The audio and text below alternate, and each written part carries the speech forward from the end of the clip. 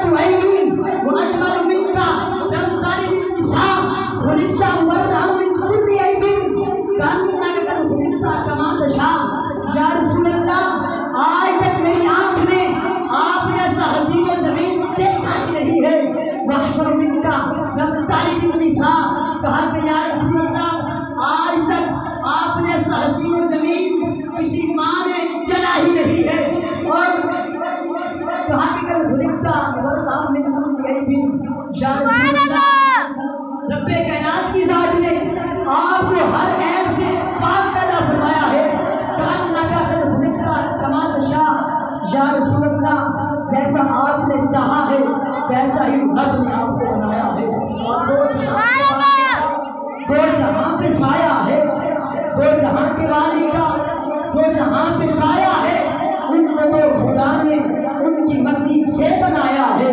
अरे जब तुझसे बातें हैं सब पाने वाले, मेरा दिल भी चमकाने वाले, तू जिंदा है वल्ला, तू जिंदा है वल्ला, मेरे जिस्म आलम से छुप जाने वाले।